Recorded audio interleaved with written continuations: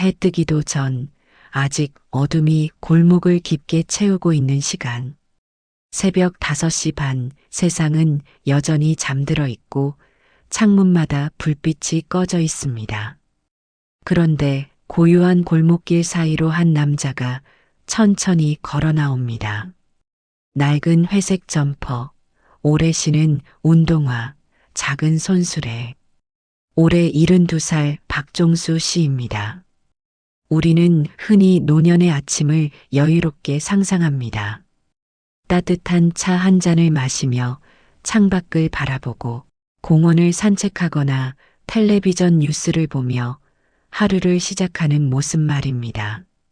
하지만 박종수 씨의 하루는 어둠 속 누구에게도 들키고 싶지 않은 듯 조용한 발자국 소리로 시작됩니다. 오늘은 그가 왜 이른 새벽에 집을 나서는지, 그 하루는 어떻게 흘러가고 그 속에는 어떤 감정과 생각들이 담겨 있는지 끝까지 함께 따라가 보려 합니다. 누구를 탓하거나 두려움을 심어주기 위한 이야기가 아니라 우리의 내일을 조금이라도 지키기 위한 지혜를 찾기 위한 이야기입니다. 영상이 도움이 되신다면 구독과 좋아요, 알림 설정 부탁드립니다.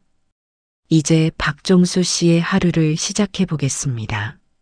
새벽 6시, 동네 뒷산 입구에 도착합니다. 손수레에서 큰 비닐봉투 2개와 집게를 꺼내 산길을 오르기 시작합니다. 폐지를 줍기 위해서입니다. 이 길을 걷기 시작한 지 어느덧 3년이 되어 갑니다. 처음에는 하루 이틀 정도로 생각했습니다. 하지만 통장은 점점 얇아져 갔고 버틸 수 있는 시간보다 남은 날들이 더 길다는 걸 깨닫게 되면서 이제는 일상이 되어버렸습니다. 다른 사람들보다 조금이라도 먼저 와야 조금 더 상태가 좋은 박스와 종이를 챙길 수 있습니다. 무릎은 이미 예전 같지 않고 숨은 자꾸 가빠지지만 걸음을 멈추기에는 마음이 더 급합니다. 박스, 종이, 캔, 페트병. 눈에 보이는 것들은 거의 본능처럼 집게로 지퍼봉투 안에 넣습니다. 표정은 담담해 보이지만 그 안에는 체념과 버팀이 묵묵히 섞여 있습니다. 박종수 씨는 평생 성실하게 살아왔습니다. 30년 넘게 중소기업 공장에서 땀 흘려 일했고 2 아들을 결혼까지 책임졌습니다. 야근이 잦았지만 월급날이면 적금을 먼저 붓고 남은 돈으로 생활을 하는 습관을 이어왔습니다. 은퇴할 즈음 통장에는 7천만 원이 모여 있었습니다. 풍족하진 않아도 연금과 합치면 그래도 큰 걱정 없이 살 수 있겠구나 싶은 금액이었습니다. 이제는 아내와 여행도 가고 손주도 자주 보면서 조금은 느긋하게 살아도 되겠다고 생각했습니다. 하지만 그 꿈은 오래가지 못했습니다. 아내는 은퇴 후 얼마 지나지 않아 갑작스러운 심장마비로 세상을 떠났습니다.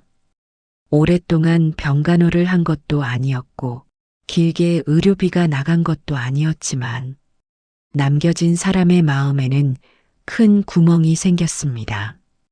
집에 돌아와도 불이 켜진 거실이 낯설고 식탁에 혼자 마주 앉아 있는 자신이 어색했습니다. 누군가를 위해 돈을 벌던 시간은 끝났는데 정작 그 누군가는 더 이상 곁에 없었습니다. 아내를 떠나보낸 뒤 박종수 씨는 혼자 사는 법을 배워야 했습니다. 밥도 데워 먹어야 했고 세탁기도 혼자 돌려야 했습니다. 그렇게 몇 년을 버티는 동안 통장에 있던 7천만 원은 조금씩 그러나 분명히 줄어들기 시작했습니다. 물가가 오르고 월세와 생활비가 겹치면서 이대로만 써도 평생은 가겠지 했던 돈이 생각보다 훨씬 빠르게 줄어드는 걸 눈으로 확인하게 되었습니다. 그때 동네 친구가 찾아왔습니다. 역세권 상가 이야기였습니다. 여기 한번 들어가 봐. 월세만 꼬박꼬박 받아도 연금처럼 살아. 은행 이자는 거의 붙지 않는 시대. 통장에 돈만 넣어두기에는 아깝다고 느껴졌습니다. 상가에 투자하면 매달 일정한 월세를 받을 수 있고, 그러면 연금과 합쳐 노후가 더 든든해질 것처럼 보였습니다. 많이 망설였지만 결국 그는 7천만 원을 상가에 넣었습니다. 처음 몇 달은 괜찮았습니다. 월세가 제때 들어왔고 친구의 말처럼 이제는 좀 여유롭게 살아도 되겠다는 생각도 들었습니다. 하지만 그 평온은 오래가지 않았습니다. 경기가 조금씩 나빠지면서 임차인은 장사가 안 된다며 월세 인하를 요구했고 조건이 맞지 않자 결국 가게를 빼고 떠나버렸습니다. 새 임차인을 구하는 동안 월세는 들어오지 않는데 관리비와 세금은 계속 나갔습니다. 공실이 길어질수록 마음도 함께 불안해졌습니다. 다시 세입자가 들어왔지만 이번에도 오래 버티지 못하고 문을 닫았습니다. 그 사이 통장은 점점 텅 비어갔습니다. 버틴다는 표현이 어울릴 만큼 하루하루 숫자가 줄어드는 것을 지켜봐야 하는 시간이었습니다. 결국 박종수 씨는 상가를 팔기로 했습니다. 하지만 그때는 이미 주변 시세가 많이 떨어진 뒤였습니다. 처음 넣었던 돈보다 적은 금액을 돌려받고 손에 남은 건 애써 외면해 오던 후회라는 감정뿐이었습니다. 그때부터 그의 노후는 서서히 흔들리기 시작했습니다. 연금은 여전히 나오지만 월세, 생활비, 관리비를 감당하기에는 턱없이 부족했습니다. 처음에는 통장에서 조금씩 보탰으면 괜찮을 줄 알았지만 몇 년이 지나자 남은 돈으로 버틸 수 있는 시간이 눈에 보이게 짧아졌습니다. 결국 그는 일을 다시 찾아보기로 했습니다. 하지만 이른이 넘은 나이에 할 수 있는 일은 많지 않았습니다. 경비 일은 경쟁이 너무 치열했고 환경미화 일은 체력이 따라주지 않았습니다. 식당 설거지, 주방 보조 같은 일은 생각만 해도 허리가 먼저 욱신거렸습니다. 그러던 어느 날 동네를 걷다가 폐지를 줍는 노인을 우연히 보게 되었습니다. 새벽 시간 손수레를 끌고 골목을 도는 모습, 그 모습을 보며 문득 이런 생각이 들었습니다. 저렇게라도 하면 나도 조금은 벌 수 있겠구나. 그렇게 시작한 폐지 수집이 이제는 그의 일상이 됐습니다. 처음에는 창피했습니다. 혹시나 아는 사람을 마주칠까봐 모자를 깊게 눌러쓰고 고개를 더 숙이고 다녔습니다. 하지만 어느 순간부터는 부끄러움보다 생존이 더 급해졌습니다. 부끄러움으로는 월세를 낼 수 없다. 이게 박종수 씨가 스스로에게 내린 결론이었습니다. 1시간 반쯤 지났을 때 비닐봉투 2개는 묵직하게 채워져 있습니다. 산길을 내려와 고물상으로 가면 주인은 무게를 재고 조용히 돈을 건넵니다. 5,000원, 5,500원, 그 언저리. 박종수 씨는 고맙다는 말을 삼키고 그저 고개만 살짝 숙입니다. 고마움과 미안함, 초라함이 뒤섞인 감정이 말이 되는 순간 더 아플 것 같아서입니다. 아직 하루가 반도 지나지 않았지만 허리는 이미 굽어 있고 무릎은 뻐근합니다. 그래도 오늘은 여기서 멈출 수 없습니다. 그는 집으로 가지 않고 다른 길로 방향을 틉니다. 그가 향하는 곳은 동네 무료급식소입니다. 처음 이곳 앞에 섰을 때 문을 열고 들어가는 일이 쉽지 않았습니다. 내가 여기까지 왔구나. 이 생각이 자꾸만 발걸음을 붙잡았습니다. 하지만 계산을 해보면 답이 뻔했습니다. 매일 밥을 사 먹으면 연금의 절반 이상이 밥값으로만 나갑니다. 그렇다고 밥을 굶을 수도 없습니다. 결국 그는 어느 날 긴 숨을 한번 내쉬고 무료급식소 문을 열었습니다. 그날 이후 이곳은 그의 또 다른 일상이 되었습니다. 문이 열리는 시간, 사람들은 말없이 줄을 서서 식판을 받습니다. 박종수 씨도 그들 틈에 섞여 조용히 자리를 잡습니다. 뜨끈한 국과 밥이 앞에 놓이지만 바로 숟가락을 들지 못합니다. 한참 동안 멍하니 식판만 바라보다가 조용히 첫 숟가락을 떠올립니다. 여러분, 이 장면을 보면서 어떤 생각이 드시나요? 혹시 마음 한켠에서 이런 말이 스치지는 않으셨나요? 그래도 나는 저렇게까지는 안 되겠지. 사실 무료급식소에 앉아 있는 많은 사람들도 예전에는 똑같이 생각했습니다. 나는 저렇게까지는 안 될 줄 알았다.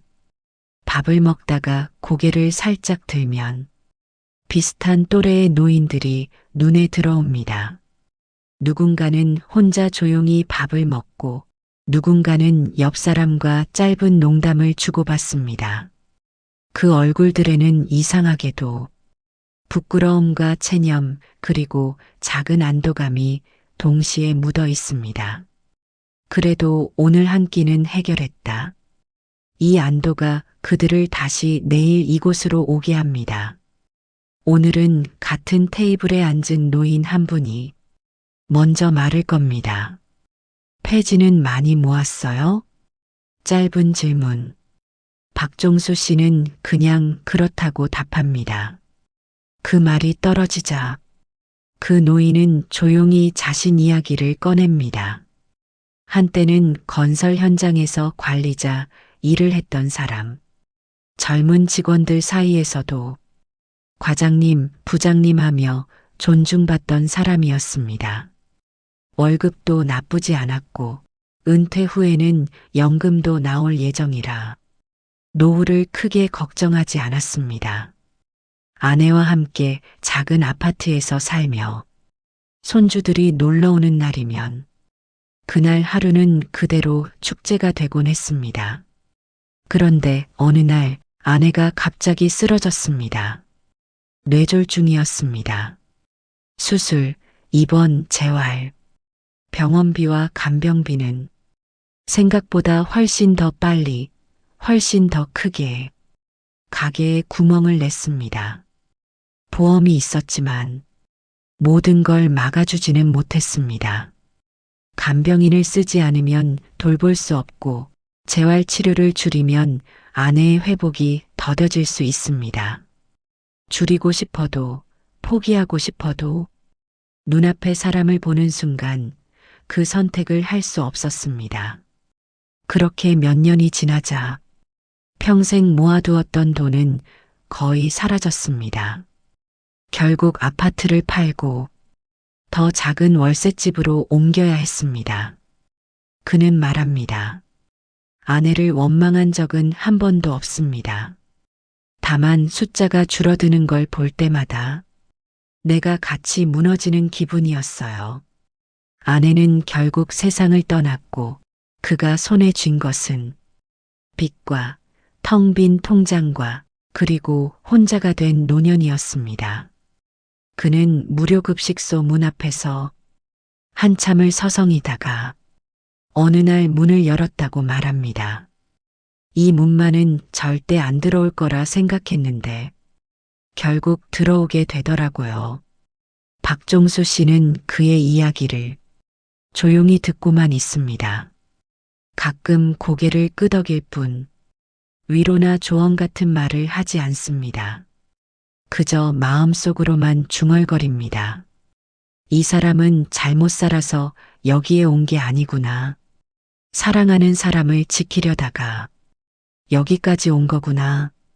여러분도 느껴지시나요?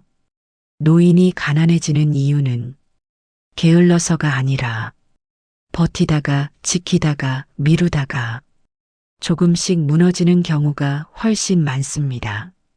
무료급식소를 나서며 박종수 씨는 알 수 없는 감정에 잠깁니다. 나는 그래도 나은 편이구나. 아내는 오래 아프지 않고 떠나서 큰 병원비를 쓰지는 않았으니까. 그 생각이 드는 동시에 이게 고마운 일이라고 느껴야 하는 현실이 씁쓸하게 가슴에 남습니다. 오후 2시 무렵 마트에 들러 오늘 먹을 것을 삽니다. 가격표를 눈으로 몇 번이고 훑어보고 할인 코너를 먼저 봅니다. 유통기한이 얼마 남지 않은 두부와 조금 할인된 계란, 오늘만 조금 싸게 파는 채소 한 단. 계산대에 올린 물건은 많지 않지만 지갑을 여는 손끝은 늘 조심스러워집니다. 이 정도면 오늘은 그래도 잘 막았다. 마트에서 나오는 길, 그는 스스로에게 그렇게 말해봅니다. 오후 3시 경로당. 이곳은 그의 하루 중 몸과 마음이 가장 느슨해지는 공간입니다. 누군가는 화투를 치고 누군가는 텔레비전을 멍하니 바라보고 있습니다. 웃음소리가 가끔 터지지만 조금만 자세히 보면 그 속에 묵은 한숨도 함께 섞여 있습니다. 박종수 씨는 구석 자리에 앉아 조용히 화면만 바라봅니다. 내용이 귀에 쏙쏙 들어오는 것도 아니고 그저 소리가 있다는 것만으로도 위로가 됩니다. 옆에 앉은 노인이 담배 한 개비를 건넵니다. 하나 피워요. 짧은 말. 고맙습니다. 짧은 대답. 요즘 어떻게 지내냐는 질문에는 그냥 뭐 살지요. 이 한마디로 대화를 끝냅니다. 서로가 서로의 사정을 짐작하면서도 굳이 더 묻지 않습니다. 묻는다고 털어놓는다고 해결되는 일이 아니라는 걸 너무 잘 알기 때문입니다. 노년의 외로움은 사람이 없어서만 생기는 게 아닙니다. 누구도 나를 기다리지 않는다는 느낌, 내 이름을 부르는 사람이 더 이상 없다는 느낌, 내가 없어도 아무렇지 않게 세상이 돌아갈 것 같은 느낌. 그때 마음이 가장 아픕니다. 그래서 이런 짧은 대화, 경로당에서 나누는 농담 한마디, 마트 계산대 직원의 짧은 인사 한마디가 하루를 버티게 하는 힘이 됩니다. 저녁 무렵 박종수 씨는 다시 집으로 향합니다. 오늘 저녁은 계란 후라이와 간단한 김치찌개 정도면 충분합니다. 가스불 위에서 끓는 냄비를 바라보면 문득 예전 식탁 풍경이 떠오릅니다. 아내가 찌개를 끓이고 아들들이 옆에서 장난치고 밥 먹어라 부르는 목소리가 집안을 가득 채우던 시절, 이젠 텔레비전 소리가 대신 그 자리를 채우고 있습니다. 혼자 밥을 먹는다는 건 생각보다 감정을 많이 씁니다. 그래서인지 그는 밥을 빨리 먹으려 합니다. 한 숟가락 한 숟가락 생각이 길어지기 전에 식사를 끝내버립니다. 설거지를 하면서 내일 해야 할 일들을 떠올립니다. 내일은 어느 동네를 돌아야 할까? 비가 오면 어떻게 해야 할까? 요즘 폐지값이 더 떨어진 건 아닐까? 이런저런 생각이 머리를 스치지만 너무 깊게 생각하지 않으려 합니다. 생각이 길어지면 마음이 먼저 무너질 것 같기 때문입니다. 밤이 깊어질 무렵 텔레비전을 켜면 경제가 어렵다는 이야기, 물가가 올랐다는 이야기, 청년들이 취업하기 힘들다는 이야기가 나옵니다. 뉴스 속 숫자들을 듣다 보면 어느 순간부터 화면이 흐릿해집니다. 저 이야기 속 숫자들 사이에 내 삶도 끼어 있겠지. 그렇게 생각하면서도 곧 리모컨을 내려놓습니다. 그는 핸드폰을 꺼내 큰아들에게 짧은 문자를 보냅니다. 잘 지내냐? 잠시 후, 네, 아버지도 건강하세요. 단 한 줄이 도착합니다. 문장은 짧지만 그 한 줄이 오늘 하루를 버티게 해줍니다.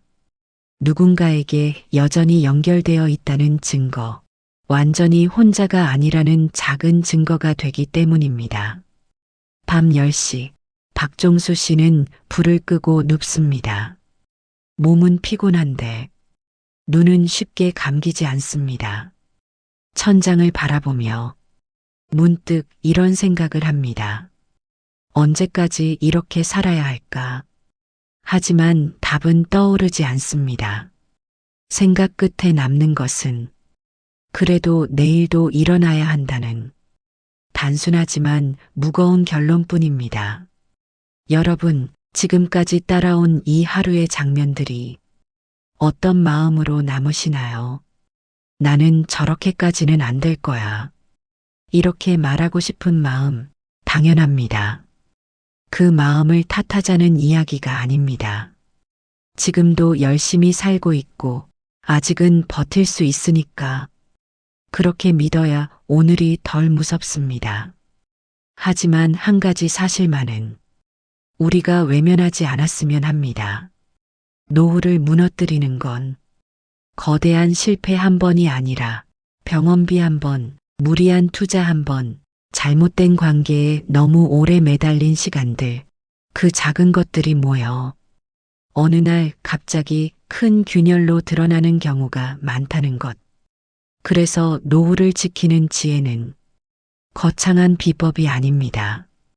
돈을 크게 벌 기회를 쫓기보다 잃지 않도록 지키는 것, 무리한 상가 투자, 영끌 아파트, 한 방을 꿈꾸는 창업 대신 감당할 수 있는 범위 안에서 천천히 가는 것, 몸을 갈아 넣는 노동이 아니라 조금 적게 벌더라도 오래 할 수 있는 일을 선택하는 것, 모든 사람에게 좋은 사람으로 남으려 애쓰기보다 나를 존중해주는 몇 사람과 건강한 거리를 유지하는 것, 자식에게 모든 걸 쏟아붓고 아무것도 바라지 않는 척하기보다 서로에게 짐이 되지 않는 선을 지켜주는 것.